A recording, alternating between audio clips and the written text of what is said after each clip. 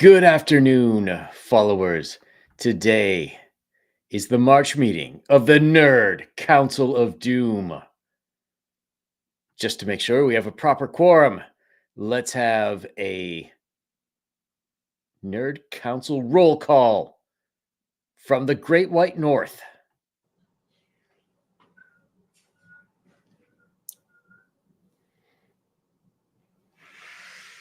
Was I supposed to say something? The Dungeon Minister. There we go. Excellent. And from the incredibly swampy South. Yeah. Greetings. I await our next instructions for our great plan of worldwide takeover. I am ready to conquer the southern reaches. Excellent. Very And good. now, I regret to tell you, our fourth wizard was not so lucky. Unfortunately, he had many new adventurers and he let the warranty on his dungeons traps expire.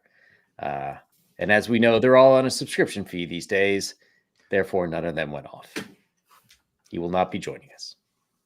That will be the first thing that we must end is DAS, or Dungeons as a Service. We are going to end that as soon as we seize control. No more pay to play. No more pay as you go. Right. No in-game purchases. Exactly. Except for Wolfsbane, you can buy that. Okay, Can I have some Wolfsbane? Yeah, man, I got a bag for you.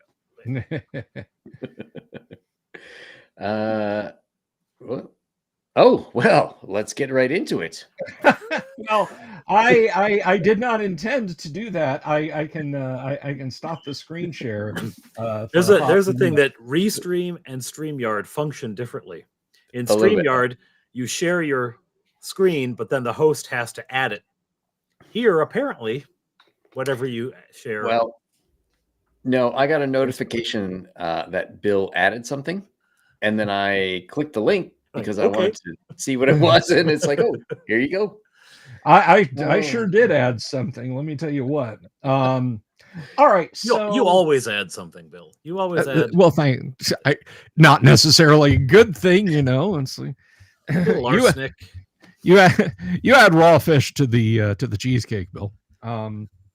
No. It was quite a month between our February World Domination review and now, but I did want to mention before we dove into our continued manipulation of the media frontiers and our dissection and breakdown of why you should heed us and us alone in pop culture. I did want to mention with not just a little bit of sadness, we lost a pioneer of tabletop gaming back on the 4th of March. Gary Gygax's eldest son, Ernest Gary Gygax Jr., passed away. He was, I believe, 62 years old. I could be wrong about that, if someone wants to check me on that. But Ernie, he was surrounded by friends and loved ones, I know. If you do anything in classic D&D, then you are probably playing with something that Ernie at least helped to create and shape. Ernie was on my list of folks I really want to talk to over on my other show or anywhere else, and that has been delayed. I will have to talk to Ernie at a later date. So Ernie Gygax Jr., we here at the NCOD and across the internet, we salute you. You are missed, brother, and we will see you again someday. Did either one of you guys ever interact with him? Did not. Despite being born like down the road from where the family grew up and lived. No. That's right. Before we issued you your orders to move to Canada and start taking over, you were a Wisconsinite. I'm sorry, Yang, you were about to say something. Well, I was about to say, not only did I never talk to him, I really only first learned of him a couple years ago when there was a, shall we say, kerfuffle online. And I did not realize just how integral he was to those early editions of D&D. Yeah. Of course, we always hear about his father, Gary. And if we hear about, anybody else, it's, almost in passing. I knew that Ernie had played in a lot of those sessions, but I didn't realize a lot of the stuff that he did really ended up informing sort of like the shape and the flavor of those early editions. Yeah. Oh yeah. Well, I mean, when you're the playtester, right? I mean, it's you and your sisters as the playtesters. Then it's there's no escaping how much influence that you're going to have on the game. And I mean, Ernie was Tensor, which of course is an anagram of Ernest. He was both Eric and Eric's cousin, which is a little bit, that's kind of deep Greyhawk lore. But if you have a copy of the Rogues Gallery, you can read all about Eric's cousin. But the stories about Ernie as Eric's cousin are humorous and wonderful. And he was one of the first explorers of Castle Greyhawk. He found a slide that took him all the way to China, where he learned to fight without weapons, and then he went to Mars and learned 2-weapon fighting from John Carter, and so on and etc. And then when he perished in the dungeons of Castle Greyhawk, Ernie created Eric's cousin to follow after him, who unleashed a demon that was prisoned there in the Castle Greyhawk dungeons. And just so many great stories. I highly recommend folks seek out these stories online. Ernie was active on Facebook, and many people who knew him, of course, can relate some of these wonderful tales to you. And the gaming world and the world at large is lessened with Ernie's passing. Yeah, that's a sad thing. He was far too young. Far too young. Yeah.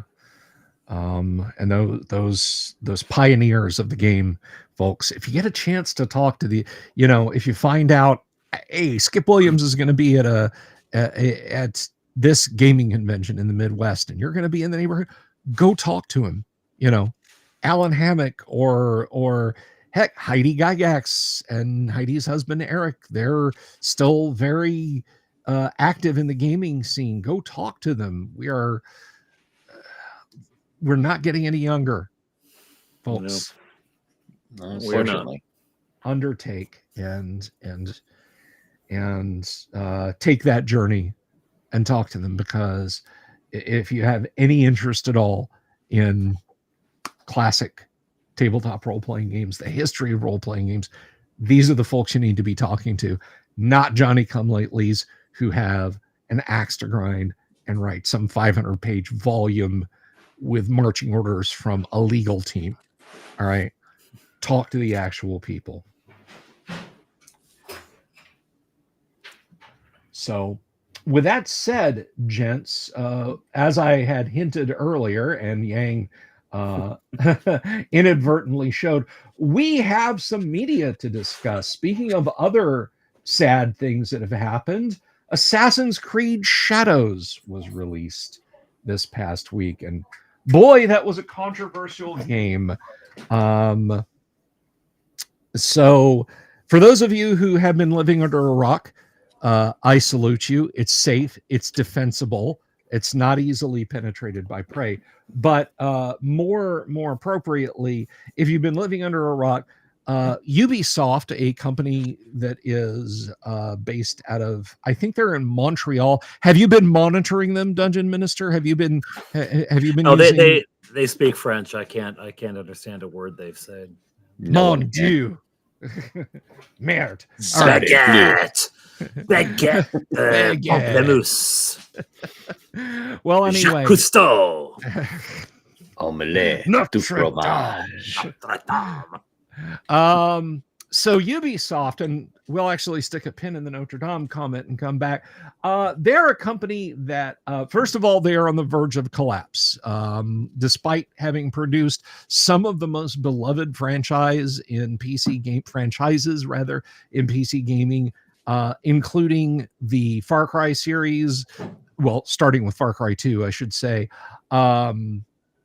The Assassin's Creed series, The Crew, and so on. They have courted a lot of controversy, particularly with a statement from their CEO a couple of years back about how gamers should get used to not owning their games.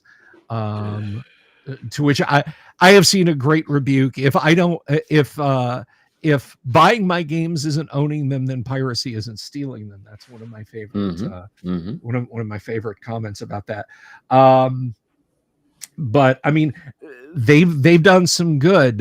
When there was that terrible fire at Notre Dame Cathedral, they had just finished doing, or not just finished, but they had recently done a down to the millimeter laser 3D scan of the entire cathedral inside and out, and had an extensive library of highly detailed photographs to use as textures. When the fire hit, they immediately reached out to the diocese there and said, whatever use this can be in reconstruction, please take this. And it was apparently terabytes and terabytes of data that they handed back. They did a fundraiser with sales of an Assassin's Creed game. Well, not being ones to let a good deed go unpunished, they then set about to create the next Assassin's Creed, and what may be the last Assassin's Creed game that they create, Assassin's Creed Shadows. Now, are you guys familiar with the Assassin's Creed game? I know it by reputation.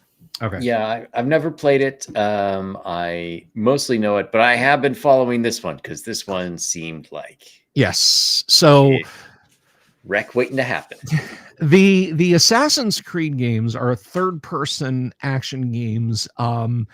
The framing device is that your character in the game, whoever he is, because the protagonist has changed a few times over the series, has been captured by a mysterious shadow organization, because writ in their very DNA are memories of having been an assassin working for the Templars, or against the Templars, depending. But anyway, so they stick you in a machine and replay your memories. And there's a meta game where you're trying to escape their clutches in the present day, but periodically they stick you in the rememorizer and have you play out all these historical scenarios so they can find out certain facts about the past and how they can manipulate those the data that they gather to impact the future. So that's a good excuse for cutscenes, isn't it? That's a great excuse for cutscenes. So they have gone to a degree of historical research for these games.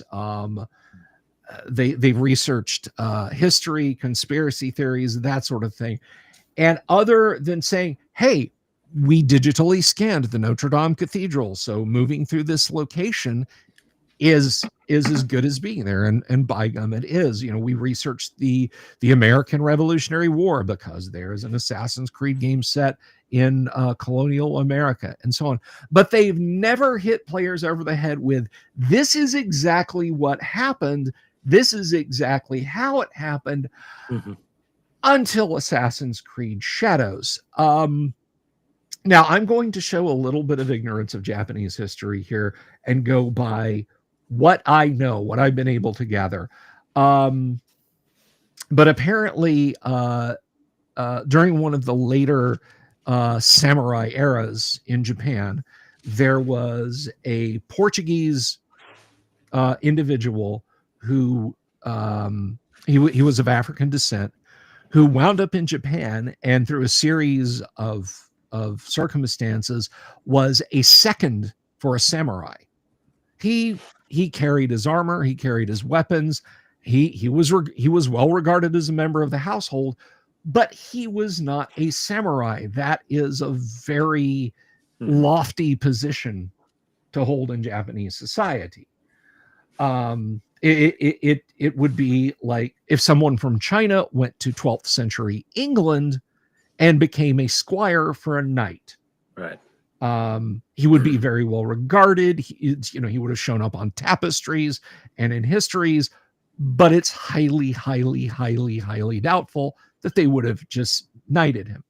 Right. The issue comes in that they took this gentleman, Yasuke, and they said, hey, you've got one of those newfangled, what do you call it? Cameras?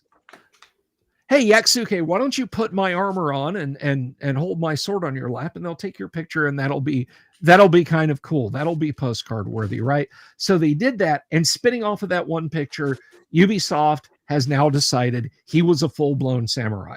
That there is historically a Western European samurai in 16th century Japan. I'm sorry, 18th century Japan, 19th century Japan. And that's simply not true. And people said, this guy wasn't a samurai. It's one thing to say, hey, this is Assassin's Creed. We're setting it in Japan, but then we're having some fun with history. Ubisoft has pushed the idea that this is 100% historically accurate. Right.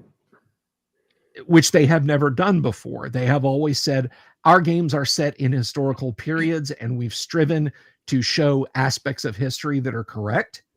But obviously, this is a fantasy science fiction game. Here, they're insisting that this fellow was an assassin. The Japanese have... Samurai. A samurai, yes, a samurai. The Japanese have said, well, no, actually, he wasn't. Ubisoft said, well, our historian who studied Japanese history said he was, and he's written an article on it. Well, the article he wrote was to go into edit Yasuke's Wikipedia page and say, yeah, he was a samurai because I say so. Well, I've written articles on a bunch of stuff then. Wow. I hate to tell you, but that guy made the whole thing up. Yes. Yasuke wasn't there. There was no Yasuke. Oh, there wasn't even a person. No, the whole thing that's fabulous. was made up. I can't remember the guy's name. He had watched that Tom Cruise movie. That's what it was. Yeah.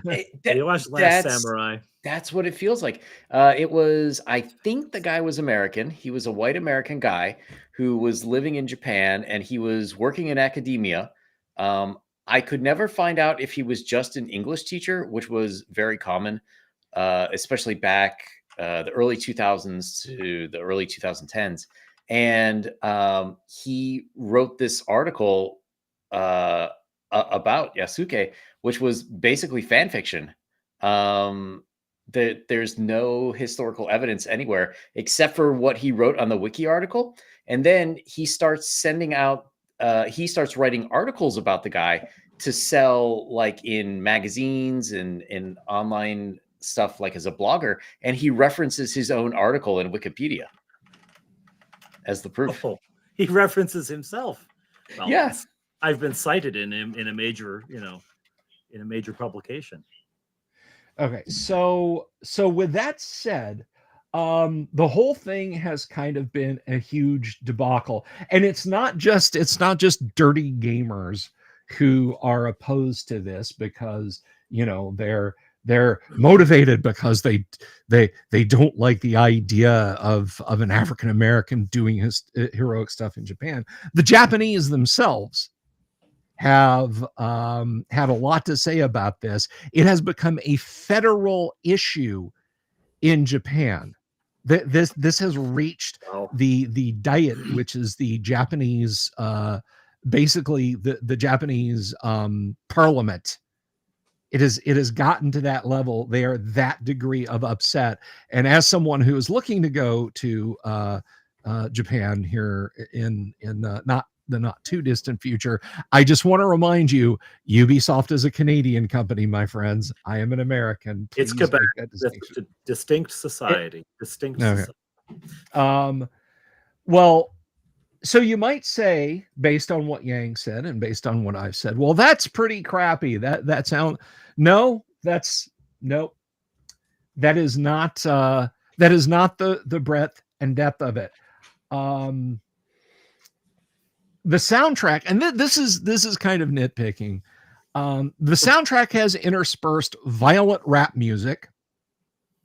So you've got a black guy beating up Asians to rap music. Yeah, and I like, why would you do that, Ubisoft? Why would you do that? Why not?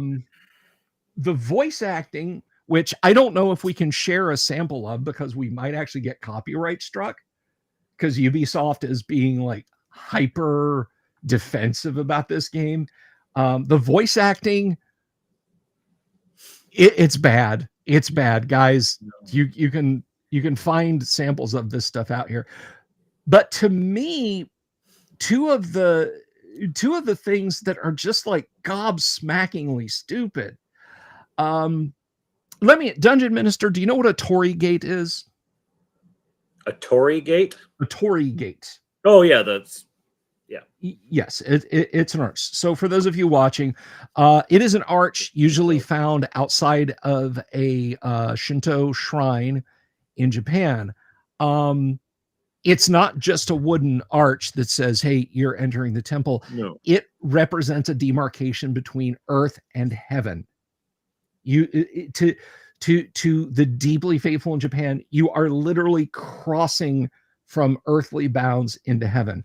Let me stop. I almost said a copyrighted name that has nothing to do with this.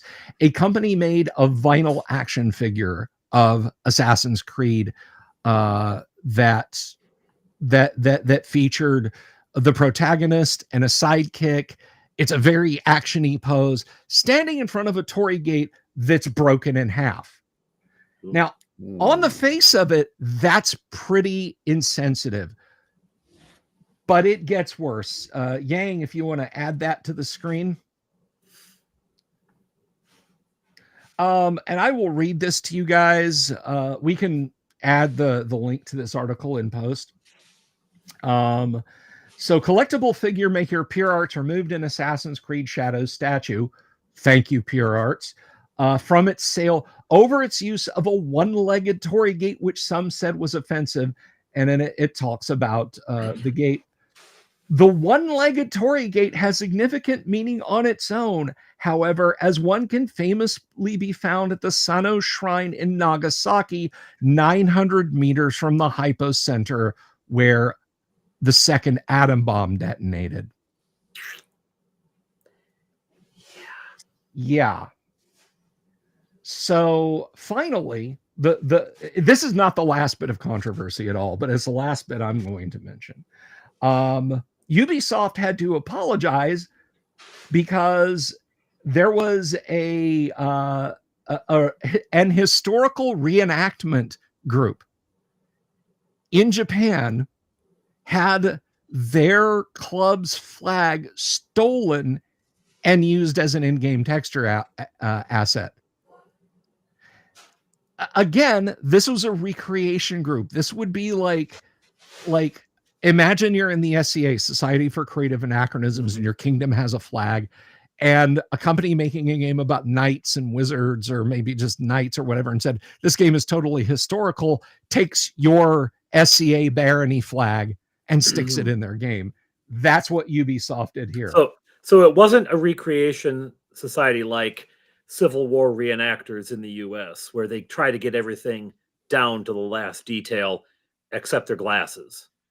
This was like fantasy reenactment stuff or inventing history.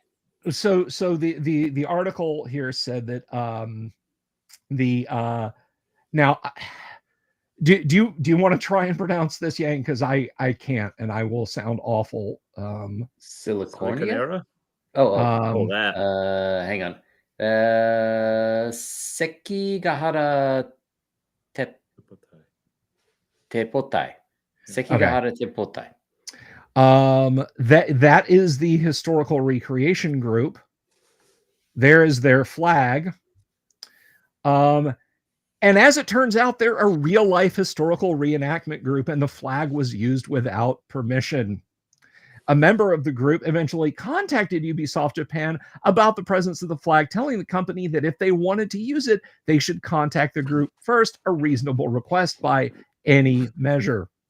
So when you say it was stolen digitally. It wasn't like they showed up to their clubhouse one week. Right. Yeah, they didn't like rip it off the side of the bed. I don't think Ubisoft... That's where I went. Yeah. Beat up the samurai, took their flag. Yeah, I don't think they're going to do that. So, and my mistake, that the flag is here, not there. But at any rate, there's the flag.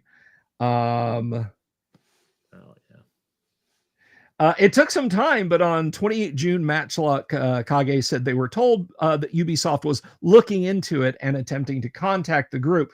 A week later, Ubisoft finally responded to the complaint. They accepted the criticism and promptly deleted it from the official website and said the flag would not be used in the future.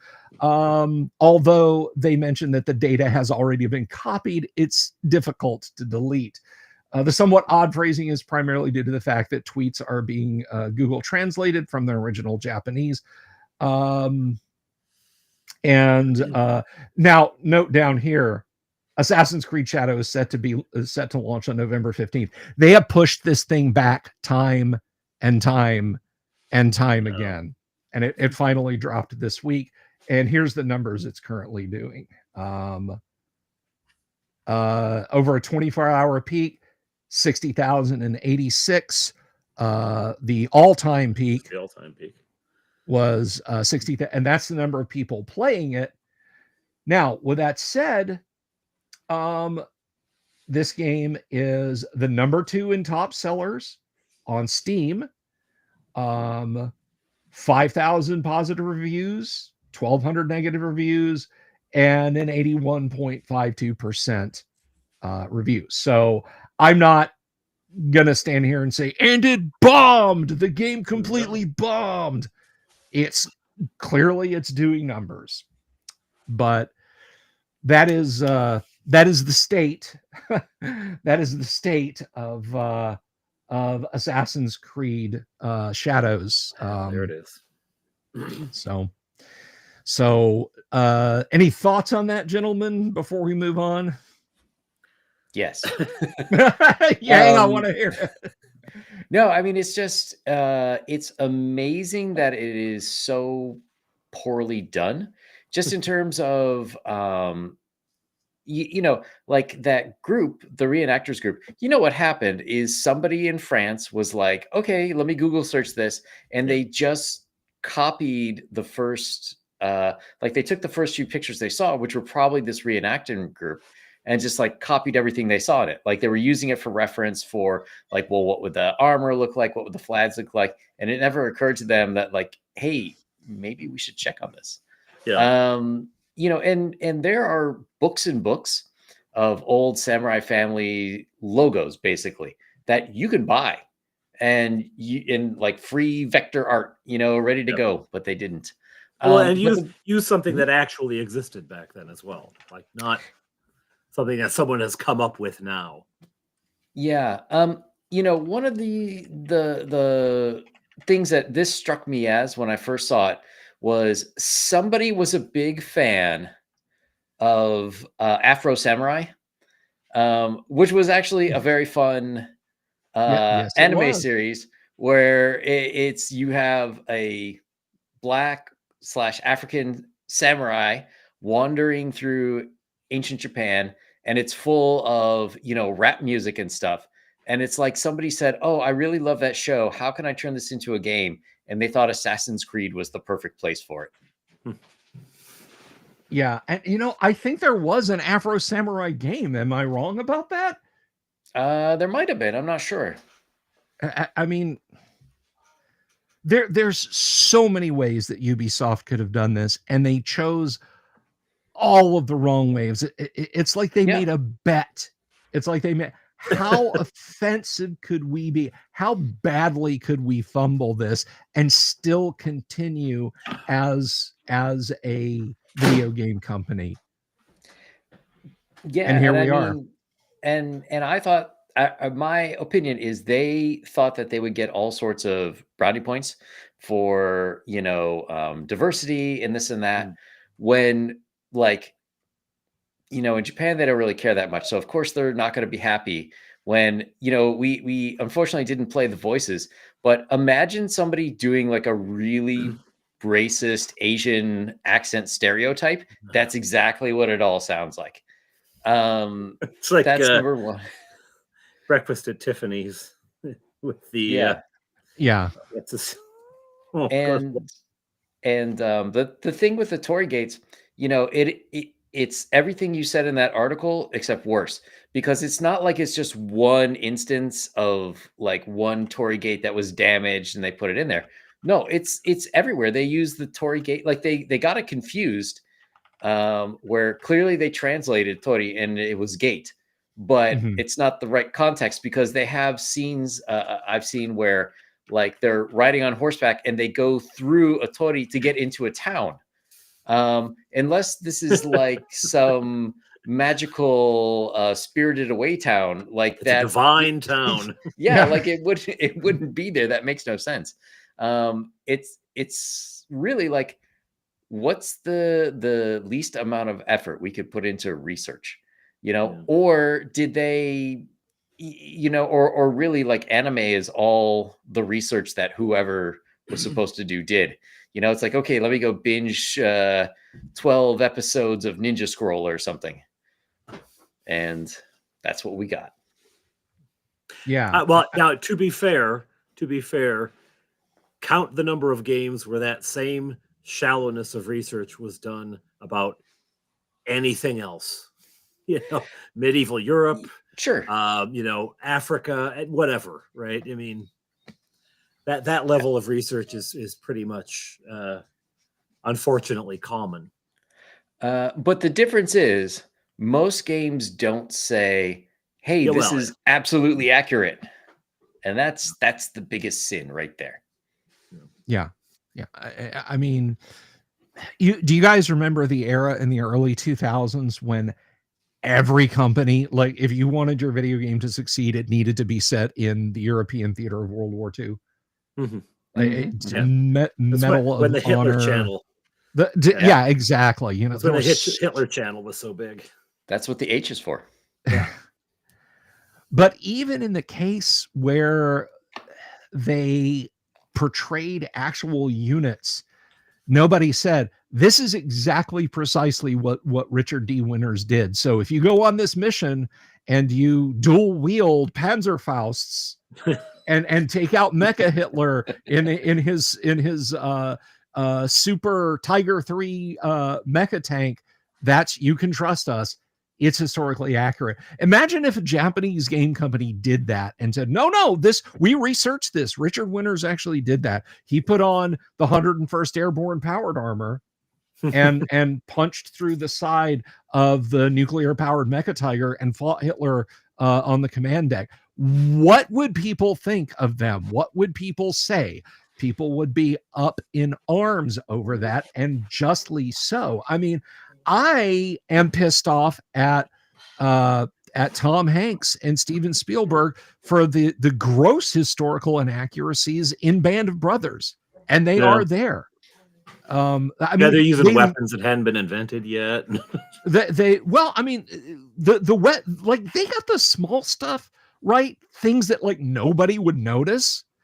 And yet the big things that they show to your face are a few of the big things are completely wrong. They make a big deal about a member of the 101st who he suffered hysterical blindness.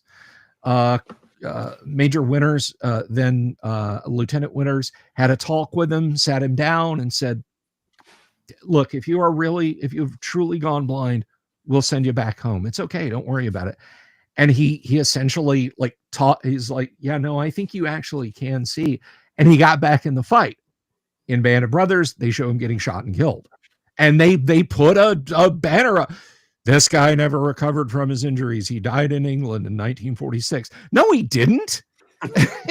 he served as like an adjutant to NATO until the 1960s when he passed away from an ulcer.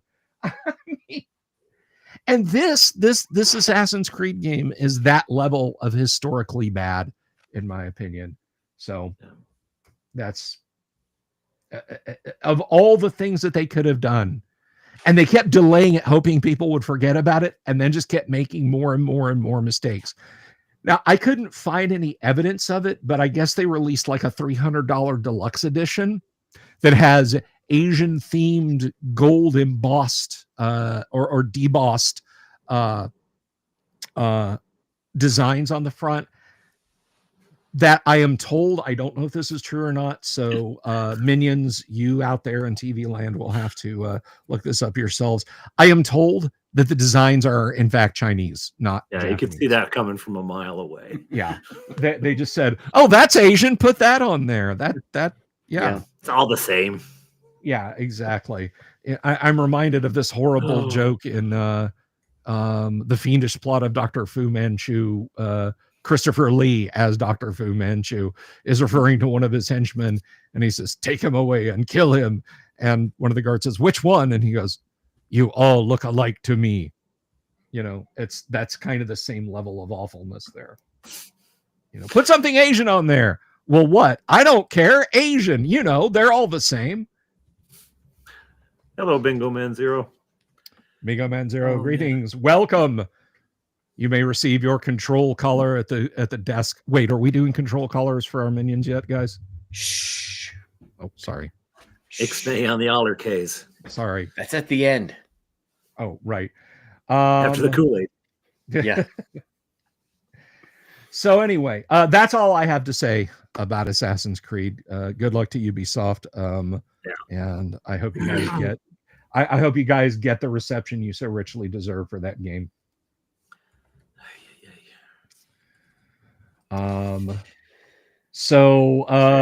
Before we launch into the next pop culture media disaster, I don't want to pave over you guys. Do you guys have anything to discuss? Well, I think it might be getting near the next topic, but I'll put a quick ad. Join the Brotherhood of the Nerd Council of Doom. Subscribe now. Or the Sisterhood. Or that's right. We don't judge here at the Nerd Council of Doom unless you're a terrible media creator like Disney. Yes, which is our next story.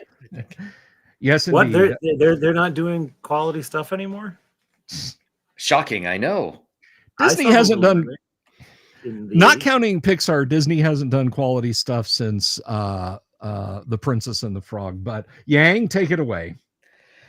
Well, in more disappointing news, I'm going to start with the one that is slightly more relevant before we get to the giant bomb, which is the disappointing performance of Daredevil Reborn. Now, to anyone who didn't know, back in 2015, Netflix released the first Daredevil series. First time this classic Marvel character was ever on the small screen. And, well, he was technically in one Hulk episode, but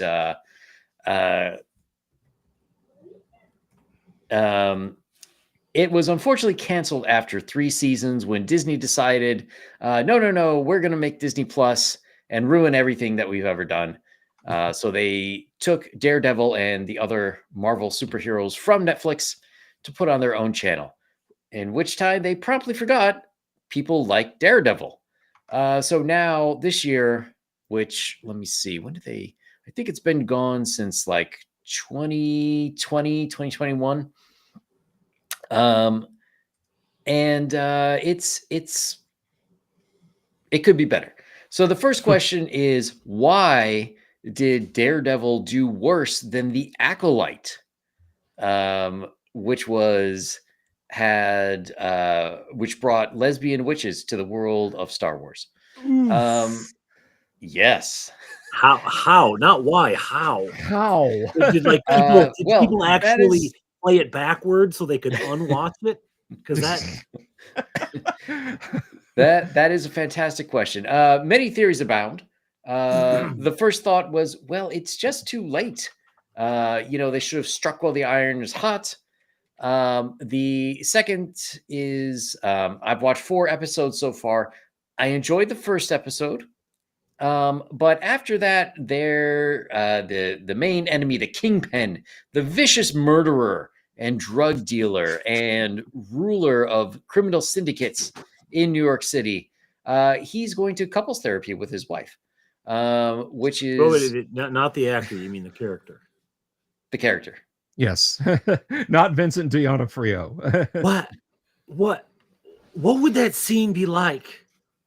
I can tell you exactly what it's like. Enormous sofa. Right? Like, and white sofa. Yeah. Yeah. Well, yeah. Sometime when you say that kind of stuff, it doesn't make me feel so good about myself. You called me fat. What? Yeah. Yeah. No. You're right on there. It's like, I can't trust you. So he was a minor character in another series where he got shot in the face. So he had to go away for a while he healed. It was a non-lethal wound, and his wife was upset that he was away while he was healing from a gunshot to the face. There it is. Oh, and to make it worse, in the latest episode, she starts taunting him about the guy she slept with while he was recovering from his injury. And, it's starting to make me feel like, well, maybe the Kingpin isn't as evil as I thought. Yeah. And like, isn't this one of the most dangerous people in the city kind of thing? Oh, yes. Yes. Why would you? Does she know that? Or does she think he just works at a bank or something? No. She do. She's fully aware. She had to take over his shady dealings right while he was away. Now, for those of you who haven't read Marvel Comics, if you've ever seen they always hire big chunky guys to play the Kingpin, or they get the actors to beef up a little bit. In Marvel Comics, it is stated, I remember reading this in the Handbook to the Marvel Universe when it first came out in the 80s.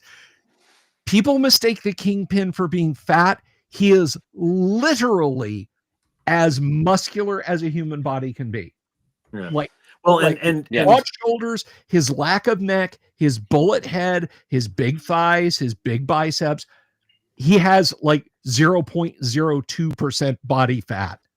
He has just enough to keep him alive.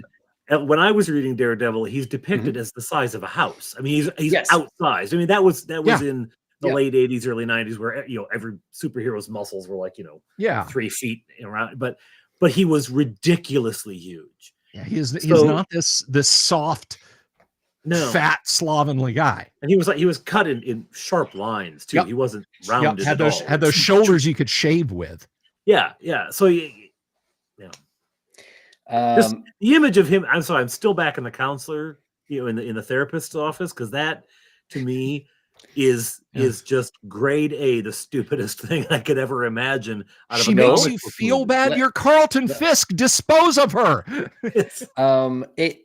It makes me wonder who they hired, because all they had to do was hire the people who made the original Daredevil, right? Because everybody loved that show.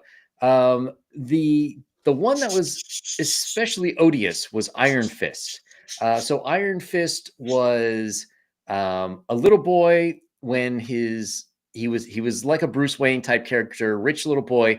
His family's plane crashed in the Himalayas, where he was taken to this hidden society where they rescued him, and he learned to be the kung fu warrior and he got a magical ability when he plunged his fist into a dragon's heart. That's pretty cool. They had an episode where he and his girlfriend invited their arch enemy over to have a spaghetti dinner to talk about mending bridges, mending fences. So, and this kind of comes back to I think a theme that we'll touch on in a minute, which is people not reading the source material and not caring. Yeah, or reading it and wanting to nicify it.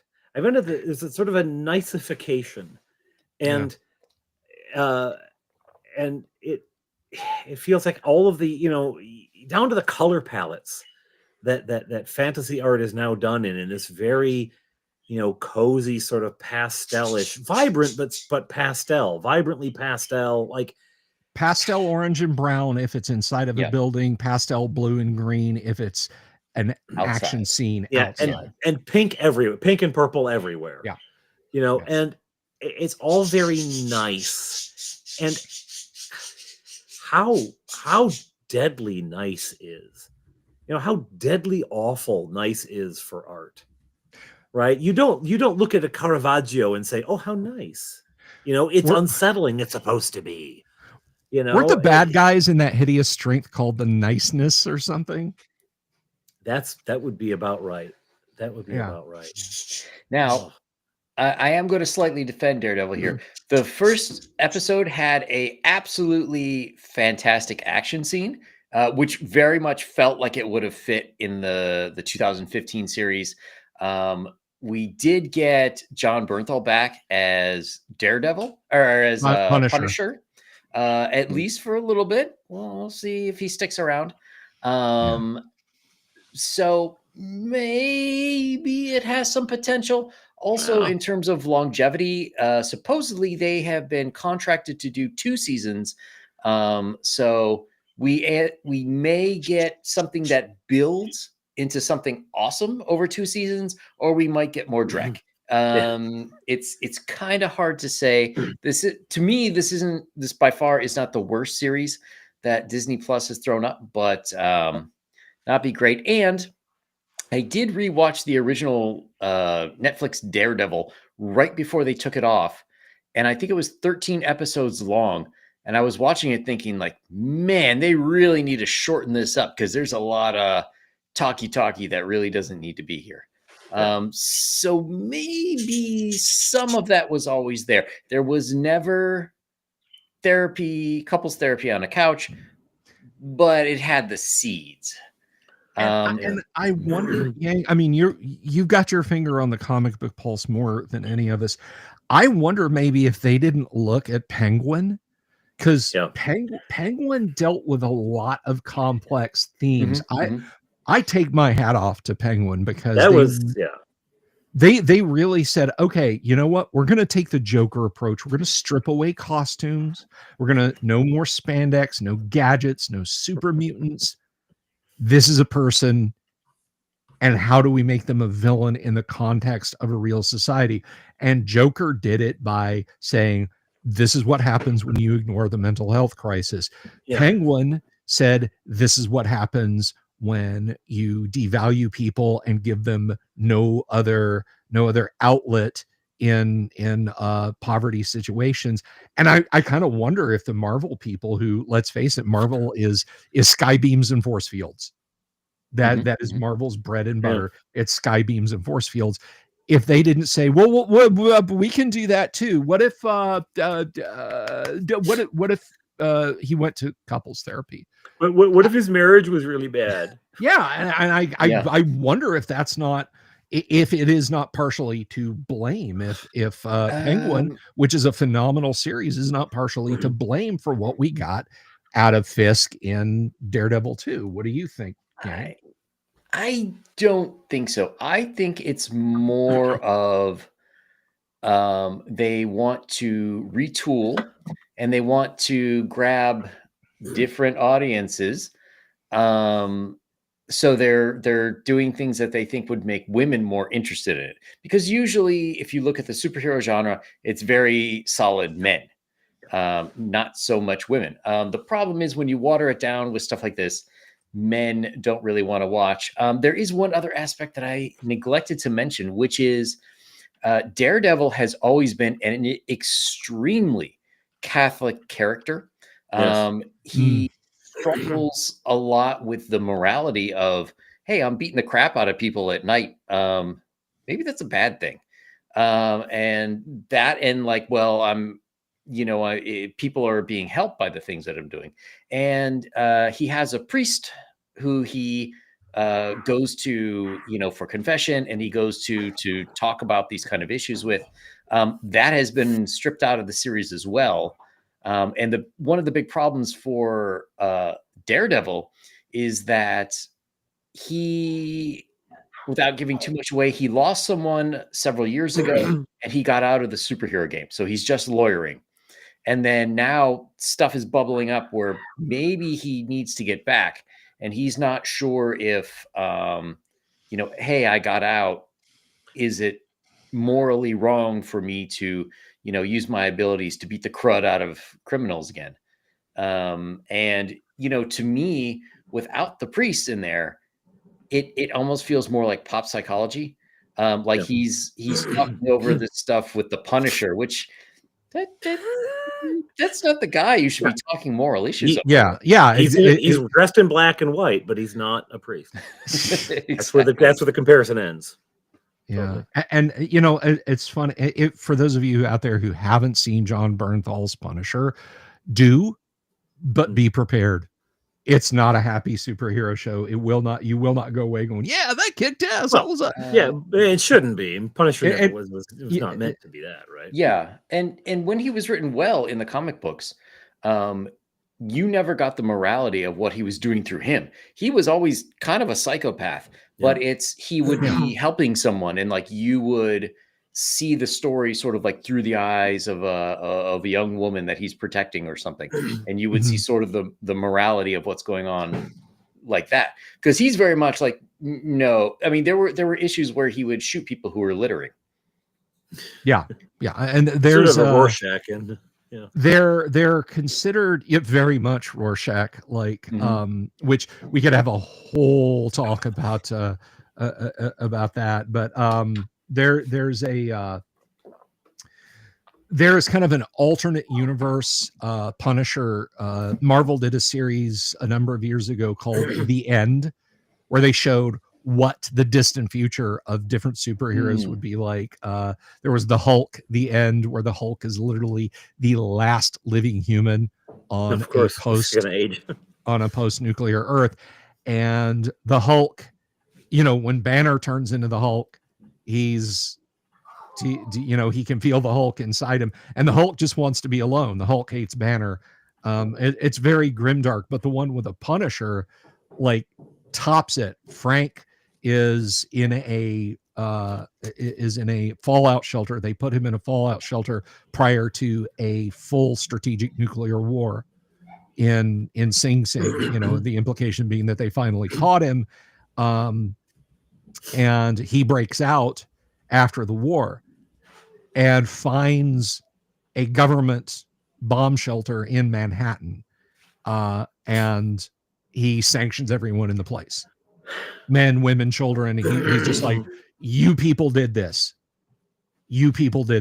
All of you are responsible for this. You could have fed the world 100 times over. You could have housed the world 100 times over. And instead you built bombs and like the last thing, he's climbing up out of the shelter and he's radiation sick and hallucinating as he's walking towards the crater that used to be Central Park. That is grimdark. That is Frank Castle's morality on display right there. Don't go into the Punisher thinking, oh boy, Marvel superheroes, this is going to be cool. John Bernthal plays that level of Punisher in the show, so I highly recommend it. But speaking of atomic bombs, Snow White came out. Oof. Yeah, that hurts. Yes. Yang, you want to? Snow White, or also known as Chairman Snow. I think you need to throw that up again. Oh, no, wait, there it is. Sorry. Yeah, I sent you the link. Give me 1 second here. Now, I want you guys to consider the link that Yang's about to put up here. This is from Rotten Tomatoes. Rotten Tomatoes has been busted multiple times manipulating data specifically for Disney. Yang, scroll down a little bit so we can see the score on that. 44% rotten. 44% rotten. This is not a good movie. This is oof. I mean, we all knew it was going to be bad. We all knew this was going to be bad. Yeah. So let's talk more about the fallout than the actual bomb for a minute. And I want your opinions. Dungeon Minister, do you think this is going to be the pool shock that Disney needs to clean out the algae once and for all? In terms, if you mean that as Disney is swimming in the pool, someone drops an electrical cable in, maybe. No, this is no, this is not going to help anybody. This is not going to save anyone. I don't think. I saw a review in which it said that actually the horrible uncanny valley motion capture dwarves were the best part of the movie. Wow. So, I mean, I haven't seen it because two things. I haven't been able to go to a movie since the original Star Wars trilogy, but also because I don't want to give my money to this. Sure, I don't want to encourage them. Mm-hmm. I don't want them to say, well, look, it didn't. I don't want it to, do well enough to bring back for a second go. I don't think everyone, speaking of therapy, they're probably all in it now, but people whose reviews I generally trust and have pointed out that the mocap dwarves were the best part, and that's saying something. I don't know what it's saying, but it's saying something. Yang, what do you think? Do you think this will be the wake-up call that Disney needs? Nah. There's a few problems with things like this. First is you can't just make a movie in a couple months. So anything that we see coming out of Disney now has been in the pipeline for a couple of years. So whatever's coming out really has been percolating since before culturally things started to shift. Takes a long time. So I think, and usually anywhere between 3 and 5 movies, depending on, or 3 and 5 years, depending on, how much like CGI and is it all animated, that kind of stuff. So, we're still in, we'll have to check in again like 2028, 2029 and see if things have gotten better. But as for Disney specifically, no, I don't see why they would. Kathleen Kennedy is still there running the Star Wars division. Kevin Feige is still running the Marvel division. We've got all the same management who have made all the same mistakes, and they're doing essentially all the same stuff with all of the media, movies, TV, the theme parks. It's the same kind of stuff. So I don't see anybody there, who's going to right the ship. I think eventually it's going to need like a stockholder revolt and get rid of the board, and they're going to have to get somebody new. I think that the basis of it is that it is not they're not going to make movies. They are making propaganda. They're making they're making a statement. And so they don't care the expense, right? They're not worried about the expense. Yeah. It's not even a factor anymore because they're on a crusade. Plus, to answer Michael Dale's question, I think they're still selling those hats with the ears on them, so that's going to cover them for that'll. Yeah, I think there's a cottage industry of predicting when Disney is going to fall at this point because of Star Wars, because of how bad Marvel TV show and movies have been, and because of stuff like this.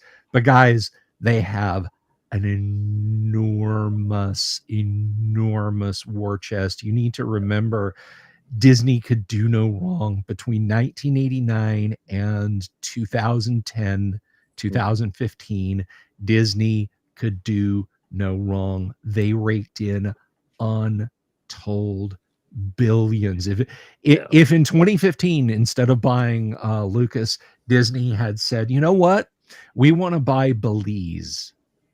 We want to buy that. They probably had the funds at that point to do it. They have a god-awful huge war chest right now, and it's not gonna dry up overnight. And I agree with you guys. I don't think this is going to be a bellwether, because I think Larry Fink and BlackRock ESG gave them their marching orders back in 2020, 2021, and said, make movies like this. So they probably got stuff that they cannot afford to yet write down.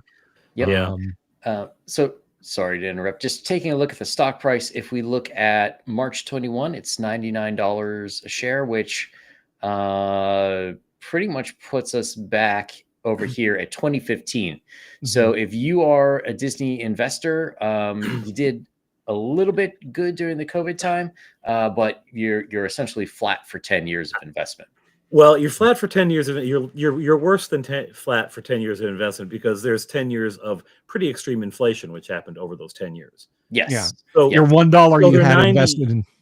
Yeah, your 99 or whatever now isn't your 99 then. It's not the same money. Your $1 you had invested in Disney in 2015 is now worth about 72 cents. Yeah. Yeah. So and I just wanted to point one other thing. The Disney CEO is Bob Iger, and Bob Iger, I think it was he wanted to run for president for 2020. So that's a lot of this stuff. There's theory that this kind of ideology and propaganda, a lot of it was meant to boost his bona fides, so he could, and that would help boost his 2020 run, which of course never happened. But no, and but I mean the stuff that's in these movies. I mean, it's not even like, people are always like, oh, that's communist. It's the flip version of, oh, that's fascist, right? Everything's fascist or communist now. But But judging by the lyrics of the songs, it's actually communist. It's a sort of, the Snow White movie. The idea is this sort of socialist utopia. Everyone produces and they share it freely with everyone else, and everyone gets along. Nobody seems to be lazy in their job and not bother working because the farmer next door is going to give him food anyway. None of the ills of socialism, the mass murder, the hyper control, none of that. So it's this idealized version, peddled as, well, this is normative and this is what should be, right? This is what is good.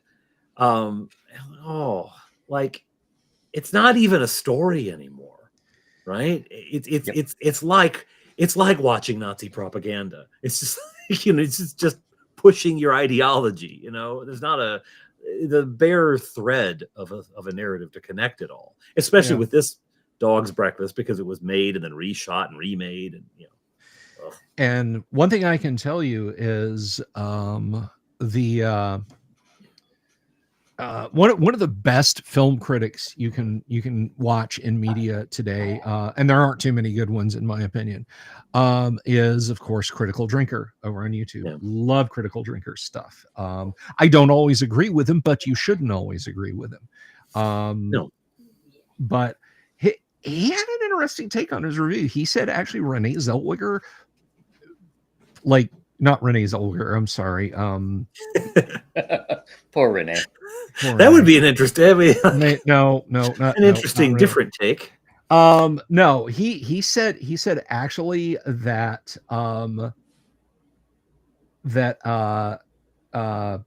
Rachel Zellweger. Thank you, Rachel Zellweger. She actually holds up. She can sing and she can act well. She's a beautiful voice. The songs are very belty, though. Yeah, I mean they're very theater kid going out for their first solo in the high school production of Cats, but yeah, I mean, you know, she actually does a passable job, which was interesting to hear from him, because he's felt that you know, he's felt that she's been the one who's almost assured this thing's death, and Lord knows she hasn't done a good job out there being the face of Disney, and she never will be again after this. No, but he actually said, you know, it's time we admit Gal Gadot she's not a good actress. She's just not a good actress. No. She's kind of got the one note, and you know, Wonder Woman was it, right? Yeah. That was fine. That was, you know, and she was good at that.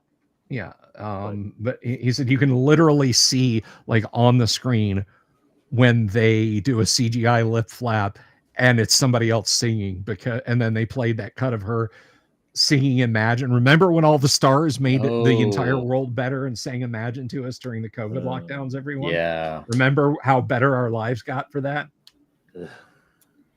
She cured COVID. Yeah. All of the people with these enormous properties, you know, and swimming pools and everything, like, you know, we're all in it together. We're all staying home. Yeah, your home is like the size of my town. Yeah. Ellen DeGeneres in a house that, like, the foyer is bigger than my entire house. Like, literally, when you go in, it's like 1,300 square feet just to get to another part of the house. Was saying that, like, yeah, it's like I'm in prison here. Arnold Schwarzenegger, a different room for every day of the year. Schwarzenegger. He was outside in his hot tub with his goat, talking about how it's not so bad to be stuck in your house. Yeah, but Gal Gadot sang one of those solo bits of Imagine when they did that Zoom meeting to make us all feel, remind us that we were right here under more powerful people's thumbs. She can't sing. No, I could have sang Imagine just as well as she did. She cannot sing, and it is obvious on screen when they pull the big wooden lever with a brass catch release on it to switch over to CGI and dubbing in that movie. It's like Singing in the Rain. It just replaced the voice for the song. Yeah. So the cannons roar. So yeah. Not a good movie. Not a good movie. I'm not watching that one. I'm not willing to take for the team. I knew it was going to suck. I don't have to see it to know it was going to suck. That's like when a friend says, "Oh God, this is awful. Try this." Yeah. Well, and there's so many clips of it online. I mean, any movie now, you can almost see the entire thing just in YouTube clips. You know? Yeah, exactly. Yeah. It's all exactly like if they're out there. It's all. If there's a movie that's come out and I know somebody's not going to watch it, I'll just say, "Hey, look, here's some clips online. You can see how awesome the movie is through these." And they're like, "Yeah, that kicked ass. Thank you." And they got the gist of the movie. So I haven't seen a Marvel movie since the original Avengers, and I pretty much know what happens in Endgame. You know, Yep. It ends, and it's a game. And Captain Marvel gets punched in the face and knocked into orbit, and that's worth the price of admission right there. But speaking of things that aren't faithful to the sources, are we done talking about this? I'm sorry, I'm sure. grabbing. Oh, please, let's be. Speaking of bombs that were not faithful to their sources, I want to talk about something that was heartbreaking to me. And that is the Electric State, which just debuted. Now, if you don't have Netflix, I don't blame you. But the Electric State is a film that was released on Netflix. It is literally one of the most expensive movies ever made, clocking in at $350 million.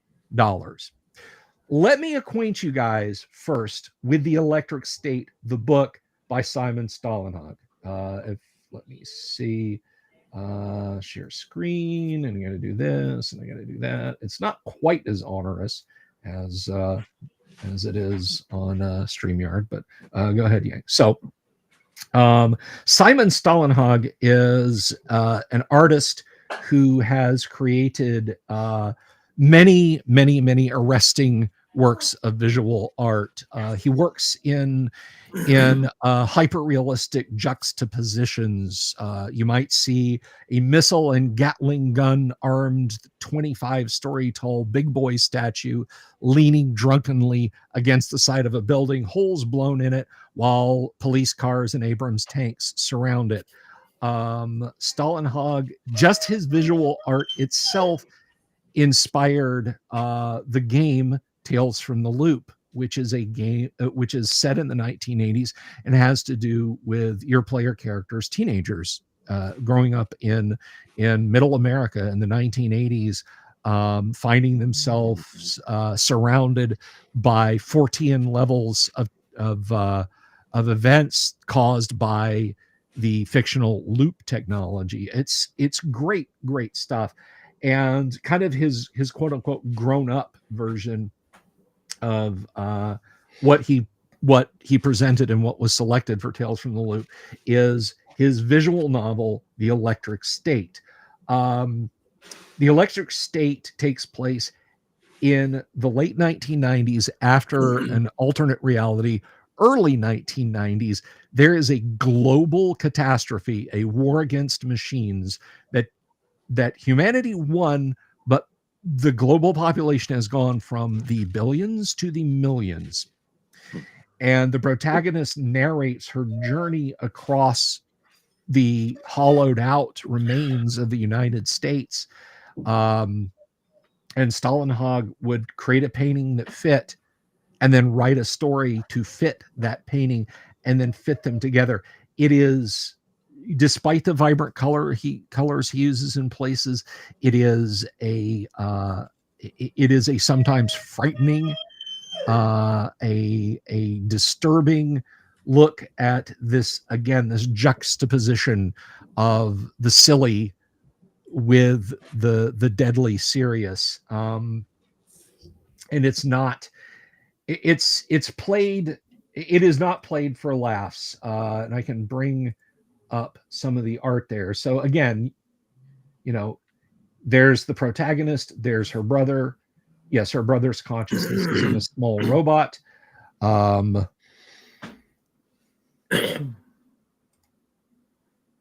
And you can kind of get the feel for what he's going for in his presentation. Yeah, no. In his presentation of a 1990s that never happened. So that is The Electric State, the book. This is The Electric State, the film. Oh dear. That Netflix spent, again, $300 million on making a vehicle for Millie Bobby Brown, for Chris Pratt, the Chris Prattiest he's ever Chris Pratt before. It also stars Giancarlo Esposito as we need a vaguely non-white sinister guy.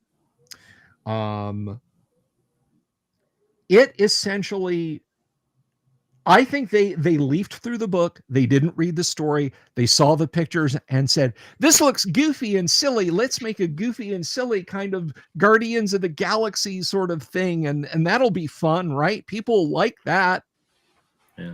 There is nothing other than the title and the visuals.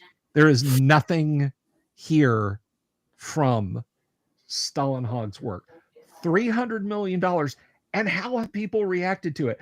Sometimes you can take simple ideas and port them into films rather, from books, and create wondrous things. I mean, Blade Runner is only very loosely based on Do Androids Dream of Electric Sheep? Yeah. And yet Blade Runner is my favorite film of all time, and it's the favorite film of many people.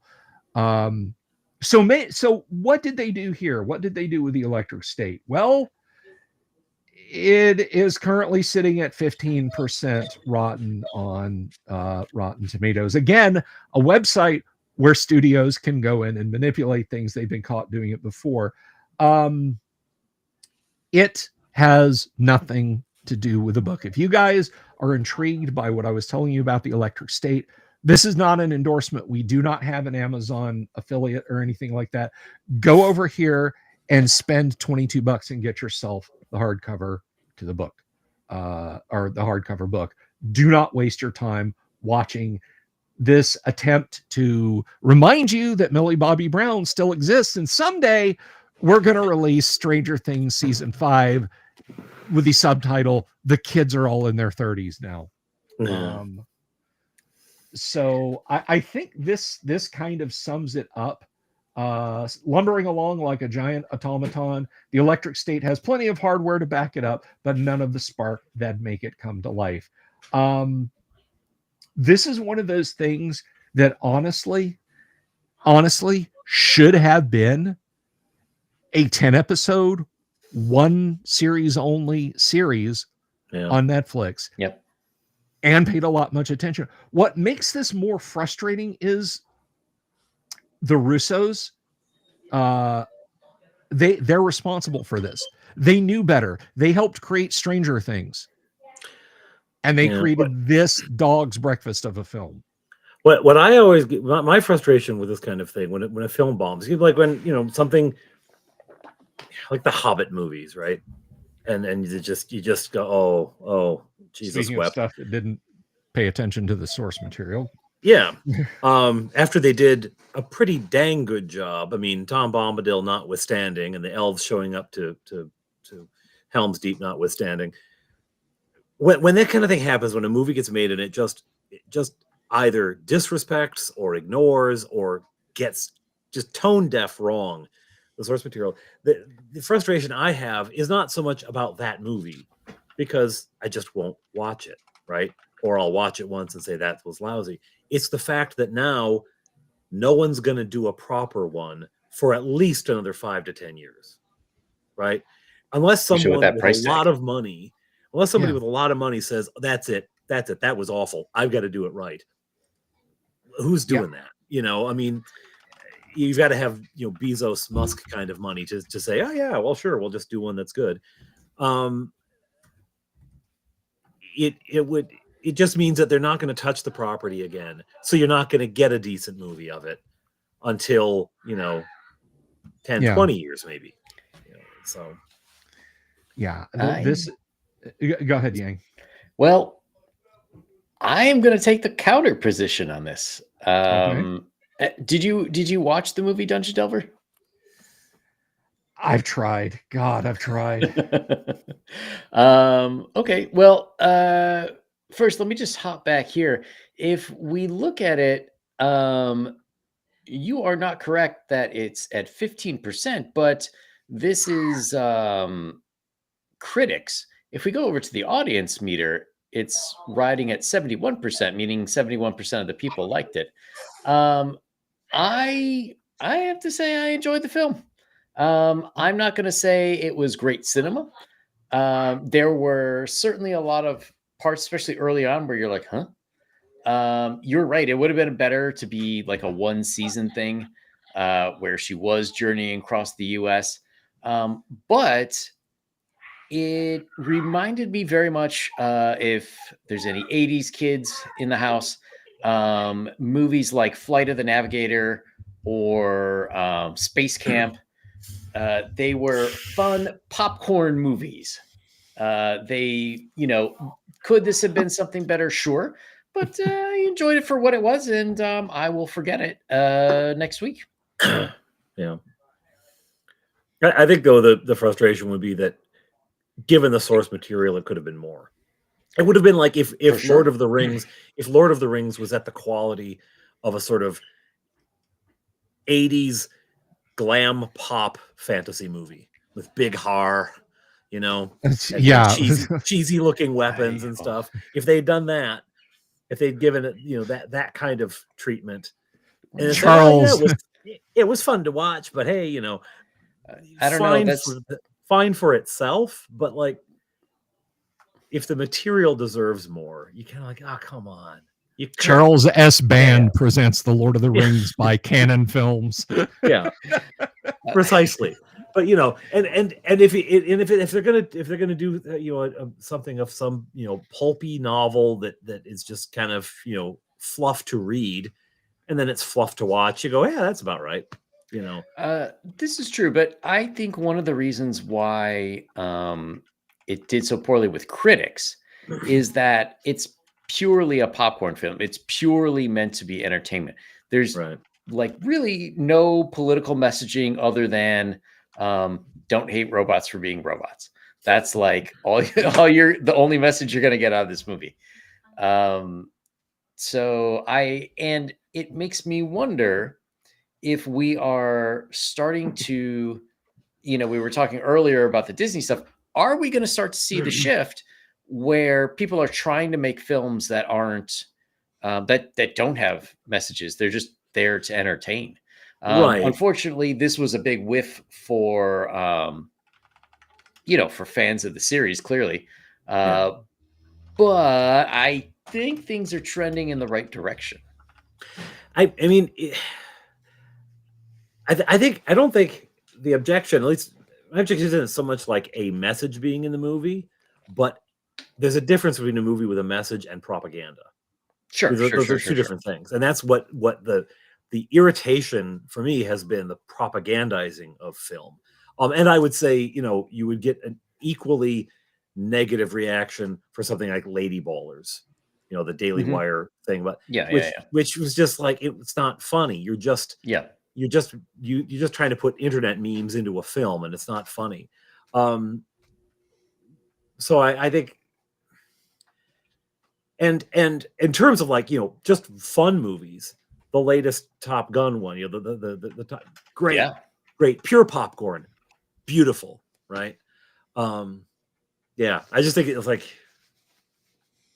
you would to take something though that actually clearly, and my entire experience of that book is what Bill showed on the screen, but just looking at those, clearly has grit, and then to replace it with to adapt it into that, it's like, like if you just want to have popcorn movies, that's fabulous. I love a good popcorn movie. We watched Iron Man the other day, total popcorn. But Iron Man is not exactly, gravitas. It's a guy in a suit, shooting rockets. So.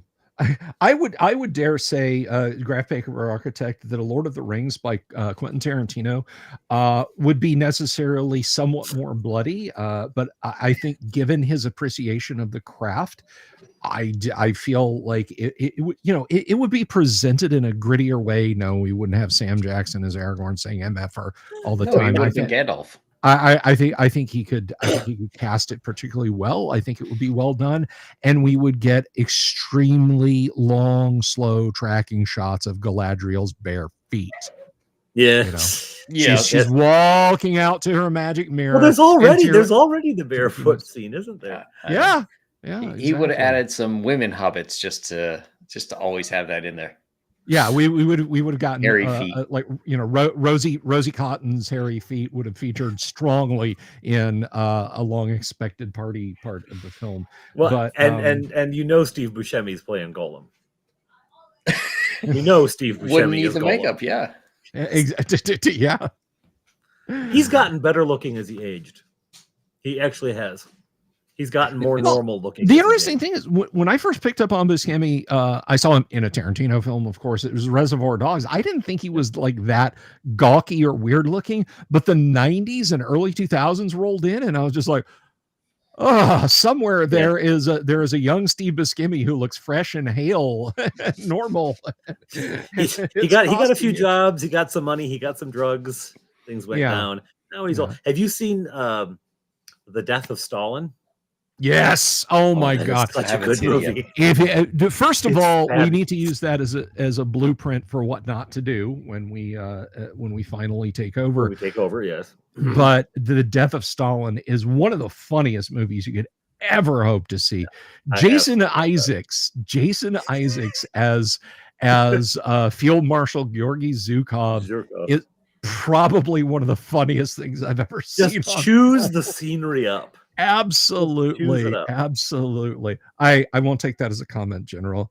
Well, you shouldn't. just shuts people down.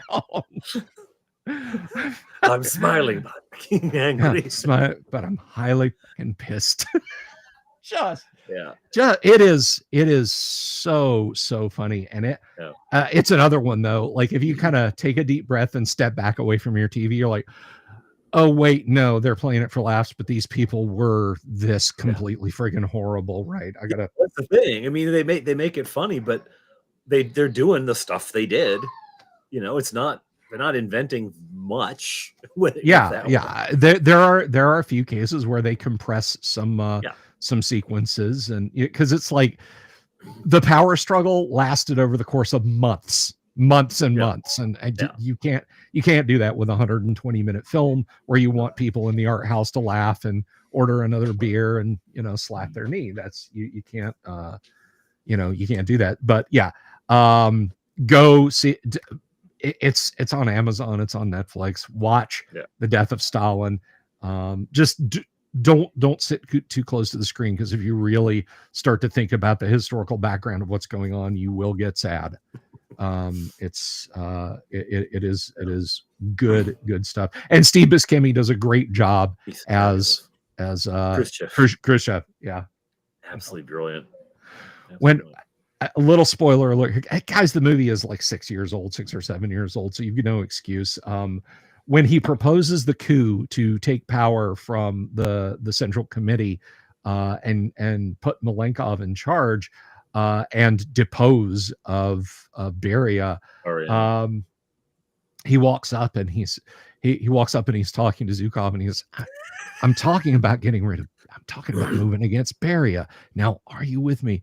And Jason Isaacs just get this deadly serious look on his face, and he goes, it's my duty as a Soviet citizen, mate, to let you know that any attempt to move against any member of this committee is an act of treason. I'm going to have to report. And Buscemi's just like paling and stepping back, and he's like, oh, look at the look on your fucking face right now, man. Oh, you're about to shit your pants. Of course I'm in. When do we kill him?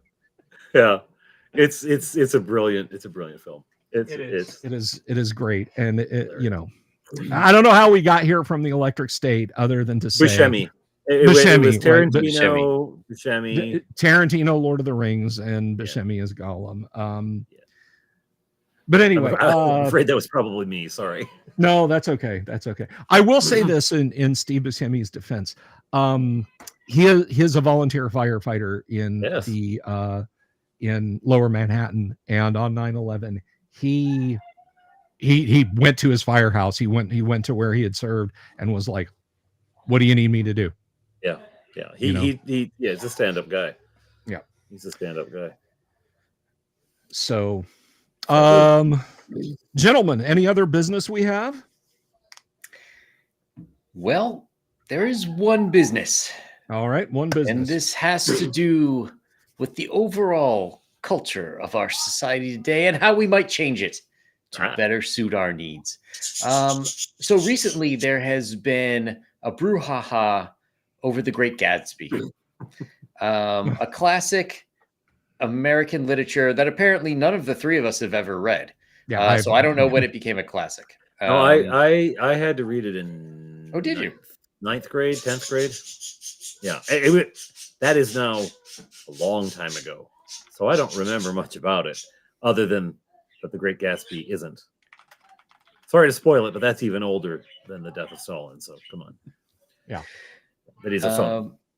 So there's a lot of people saying that it's terrible and it shouldn't be read anymore, and that students should read books that they like. I have never read The Great Gatsby. I don't think I would be interested at all. I do think that there is a lot of problems with the high school reading list, just in the sense that there are a lot of books that aren't good. However, taking the counterpoint again, yes, where we get this great gift from. That is, I would dare say, probably 85% of the kids that they want to read The Great Gatsby. That is that two and a half seconds is exactly what they know of it. But there is the actual book. I don't know if that's shifted on the. I think we should point out that you could in the 9th grade curriculum, at least when I went to school, you could be told you had to read Romeo and Juliet and you had to read The Great Gatsby, and then you could find film versions of both with Leonardo DiCaprio. That's a little scary. There you go. That's true. That's very true. But I guess my question is more.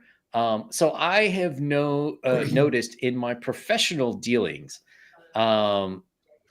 I used to give lectures on Taoism and Confucianism, and I would often compare and contrast them with the Bible, because the Bible is things that most people in English-speaking countries would be more familiar with.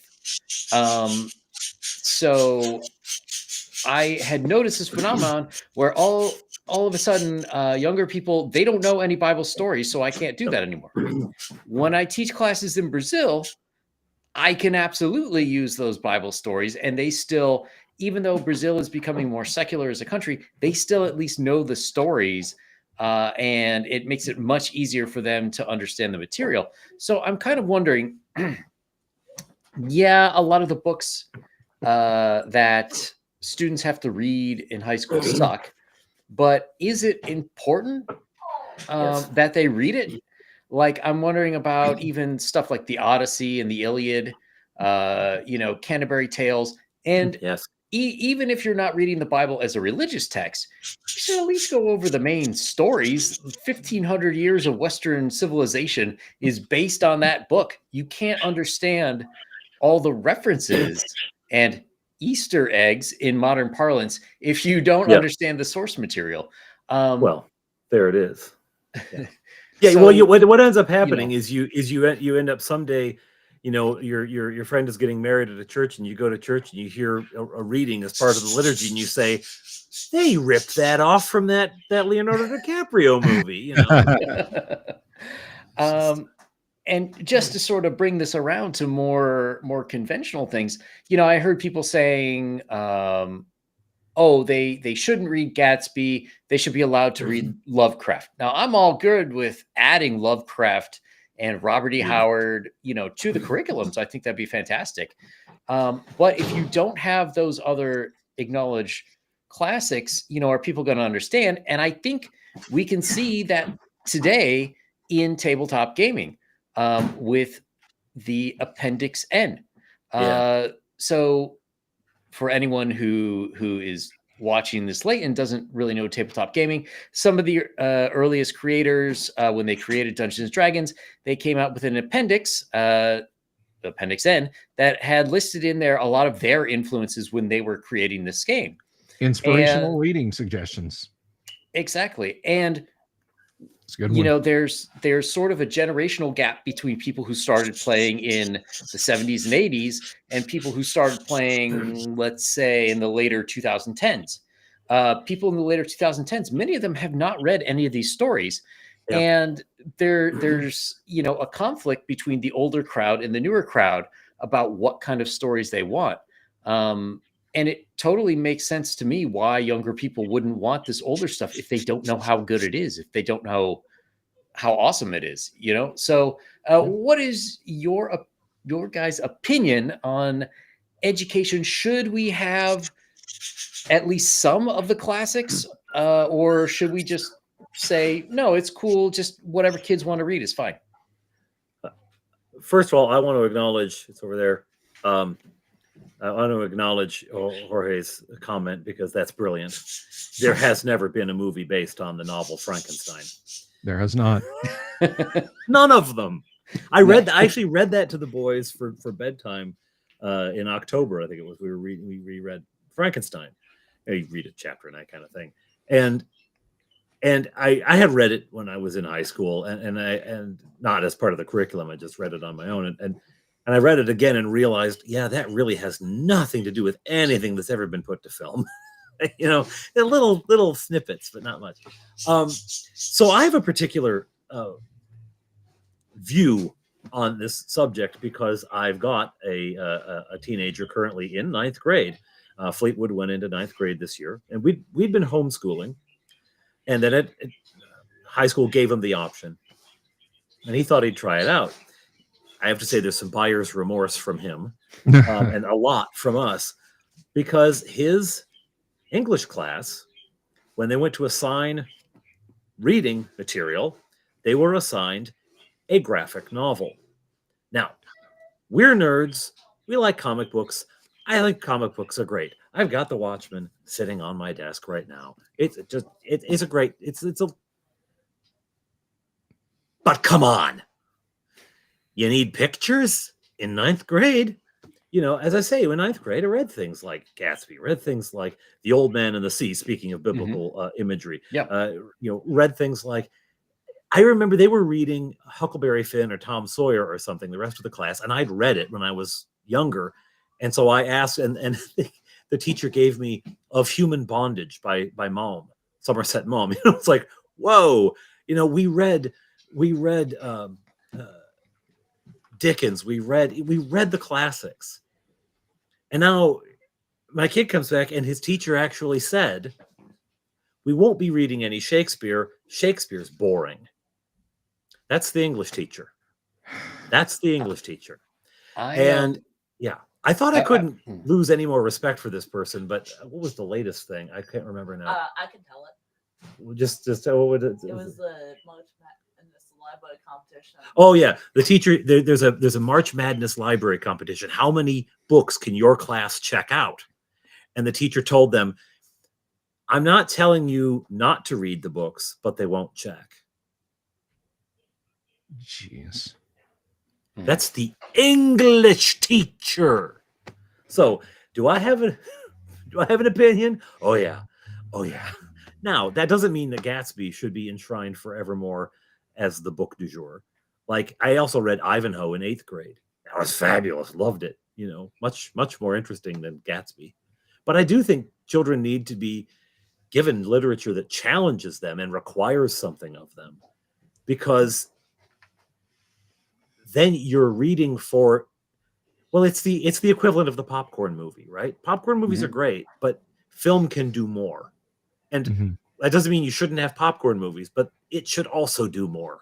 There should be more out there. Sorry, I'm a little angry about this, as you could probably tell. That's okay. I'll stop talking now.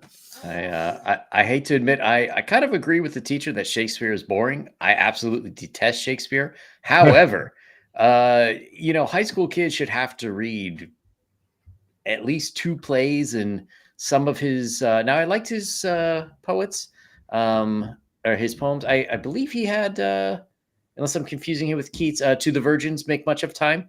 There is certain wisdom in the old ways. But I think that, people have to read at least some of, the guy is credited as the most famous and influential English writer of all times. You don't have to like him, but you should at least read some of his stuff. Yeah. Well, and currently the Shakespeare Center in Stratford upon Avon is putting up all sorts of things about how horrible Shakespeare is. Yes, I saw that. Are you kidding? They're decolonizing Shakespeare. If you prick us, do we not bleed? Othello was a completely sympathetic character, right? Like, how can they look at Shakespeare and blame him? Sorry, I said I was going to stop talking. I'll stick something in my mouth. Dungeon Delver, what's your opinion? Should kids have, as someone with at least one daughter still in high school, should kids have to read at least some of the classics? So I just so I did not mean to take over the screen with that again. If that wasn't me. No, I just wanted to put that up there. So let me kind of come at this sideways, Yang, if I can. If you look at the war plans that NATO had in place without chemical, biological, and nuclear weapons for a potential World War III in the 1970s and 80s, part of the part of the war plan was buy time with space. Basically retreat in the face of the Warsaw Pact, pushing its way into Germany, Belgium, and northern Italy, and so on. Just okay. We're the entire division is surviving, but we're falling back. We're falling back and buying time for okay. You're buying time with space. This is the intellectual equivalent of that. You are seeding the battlefield in hopes of maybe keeping the kids engaged at some other level. But the problem is soon your back is going to be to the sea. Soon your back is good. Today it's no Great Gatsby, no Iliad and Odyssey. Read a comic book instead. Read I was about to name some rather controversial modern books, but I'm not going to. Read a comic book instead. Read this instead. Don't read, just check the books out, wait a week and take them back. Our backs are rapidly coming up to the sea. Our backs are rapidly coming up to the sea. Let me tell you, we have a case, and I should have had this prepared, of a student with a 3.8 GPA who graduated high school, and I think it was Baltimore recently. His family has sued the school system. He can't read. He is illiterate. He cannot read or write, and he knows it, and it humiliates him. But there's a video of a young woman. She's in an office, and she's making this video on her camera saying, "I can't spell. I've got this job, but I can't spell because I've had a laptop my entire school career that corrects the spelling for me. And I'm educated. I've got a bachelor's degree. I can't spell." It's just, we are seeding swaths of terrain and falling back towards the English Channel. There is going to be a point at which there is no more terrain to be seeded. We at least in this country, and I don't know how things are up north, Dungeon Minister. In this country, you heard how they are. our educational system is hold at the waterline and filling as we tilt over onto our side. What more do you want to deny these children? There's a meme I've seen, and it's like, Generation Z. Okay, today we're going to learn how to make, how to take these two color dyes and pour them in a test tube, and they're going to make this one other color dye. I wish I knew how to balance a checkbook. Come on, kids, we're going to learn how to make a cake in home ec. I really wish I knew how to buy insurance. We are denying children fundamental skills. And yes, reading and comprehending Shakespeare are not the same as learning how to balance a checkbook. But you guys have heard the meme, I'm sure. What if you didn't have breakfast this morning? We are robbing children of the ability to think and analyze critically beyond what's going on 5 minutes in the past or 5 minutes in the future. If it's not in that time frame, then it doesn't matter. If you tell a kid it's not important to read about what happened during the Third Punic War, it doesn't matter if you have strong feelings about Gatsby, about any of his contemporaries. Who cares how long Shakespeare said his love would last? Then we have not ceded a little bit of the battlefield to buy time, to strengthen other things. We have boarded planes and we have left the continent. Yep. I'm with you. I think it is that grim. That's a good way of putting it. And I mean, and our opponent is ignorance, and ignorance is one. They have raised their flag, but it's upside down and misspelled because it's ignorance. And they won. And the casualties are the next generation. The generation. Yeah. Well, exactly. I mean, when Fleetwood was in the equivalent of 8th grade, homeschooling, 8th grade, he was reading To Kill a Mockingbird in 1984. He was reading literature. And the step down, like it should be a step up. You get in high school, it should be a step up. I remember going out when Charlotte was in middle school. I remember going out at 1 o'clock in the morning to a 24-hour super Target to find the lone copy of To Kill a Mockingbird that they had on the shelf, because she needed to read it. She needed to have it in class because they were reading from it. And this was way back in 2015, 2016. Yeah. And now Charlotte, my oldest is homeschooled. Or I'm sorry, my youngest is homeschooled now. And she reads what she wants, but she reads real literature. I mean, well, yeah. And you also you got to put that in front of them. One of my frustration, the local library in the children's section, the little kids section, right? There are books that there are still books for little kids that are good literature, right? that tell good stories, etc. But the bottom shelf, the easiest to see, are baskets full of product placement books.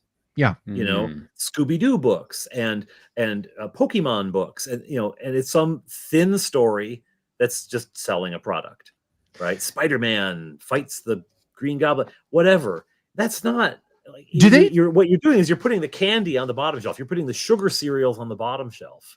Yeah. Right. It's like, here, rot your teeth and your brain with this. And but at least they're reading, you hear. Well, at least they're reading. That's like a kid sitting there with cotton candy, and caramels. Like, well, at least he's eating.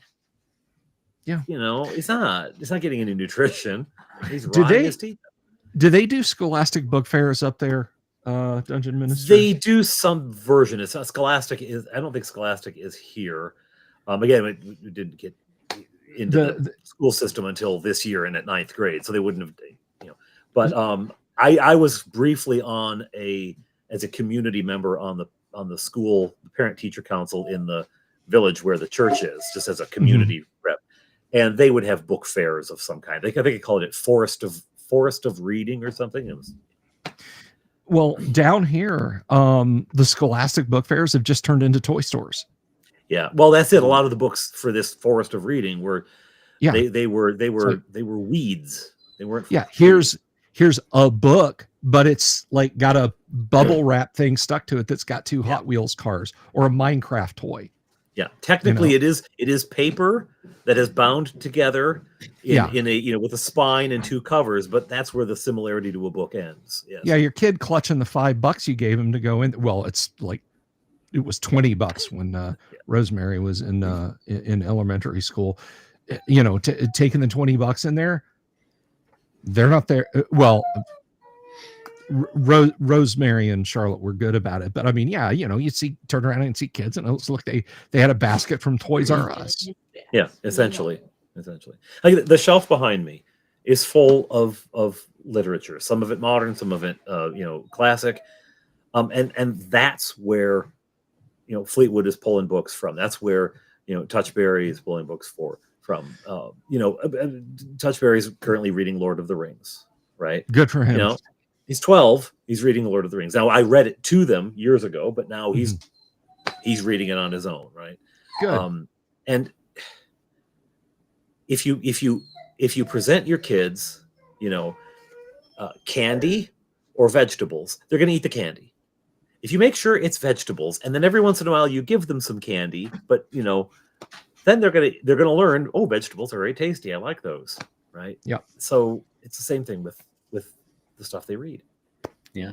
Right. And two parents very angry about the whole thing. Well, if I can make a slight addendum as well, with you taking issue about the graphic novel, my first question at Parent Teachers Day would be, "Oh, are you the art teacher?" Because while graphic novels are storytelling, yes, comic books and manga and graphic novels, they are primarily a visual medium. not a written medium. A good comic book, if you stripped out all the dialogue, you could still follow what's going on. Generally, yeah. And unfortunately, the graphic novel was comic books' weak attempt to gain some credibility. Well, and some of them are pieces of art. I'm not taking away the fact that they're pieces of art, but they're not literature. They're, as you say, they're demonstrated by the fact that you can get a comic book. And I've seen when I was a kid, buying comic books, there would be a whole 2-page layout with no words on it, right? But if you then turn the page and there was just words and no pictures, you'd be like, hey, what went wrong here? Yeah. It would be weird. Yeah. And that's a visual.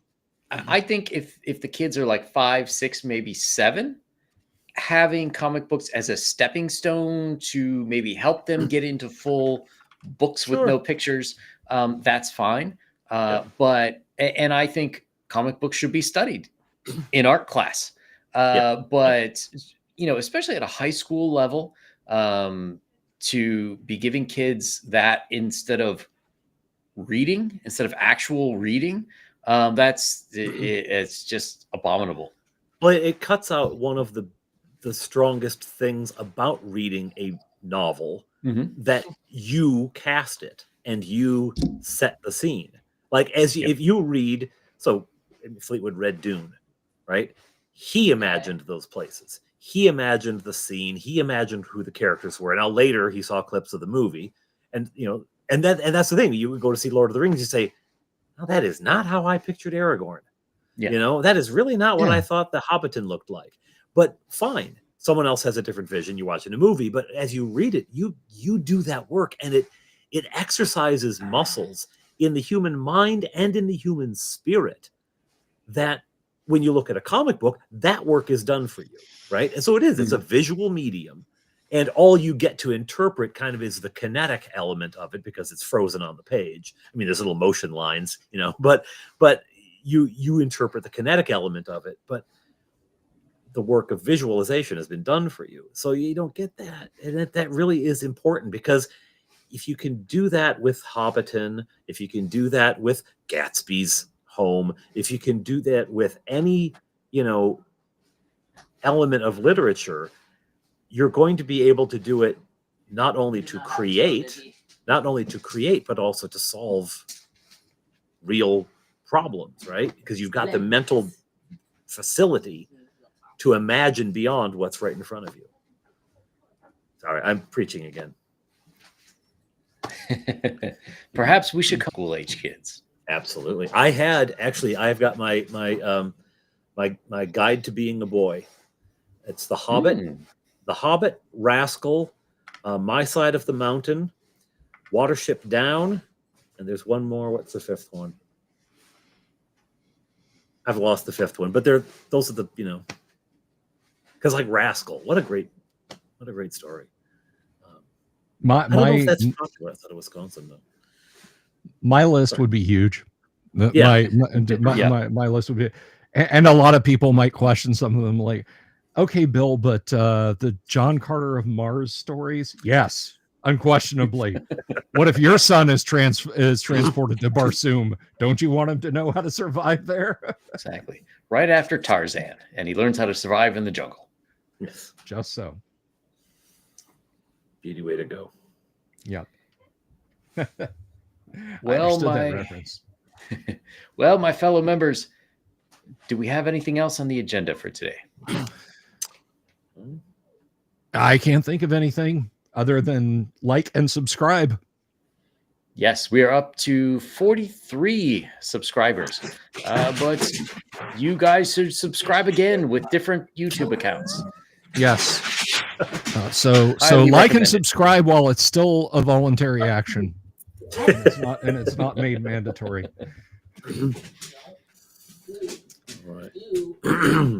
That's very true. Not the first, though. A Connecticut Yankee in King Arthur's Court is the first. That's true. But then, my fellows, we shall put our plans into action And we shall come back next month for another report. Yes. And for all of our members watching for their instructions, you will receive more. The reading via list will be radio. posted. Yes, on your reading list will be posted, and you will get instructions via radio. Tune in at 5:25 p.m. It will come right after the Ovaltine commercial. Use your Yes. secret decoders. We need those. That's fabulous. We do. Soon to be in the merch store. Absolutely. All right. So for everyone here at the Nerd Council, good fortunes.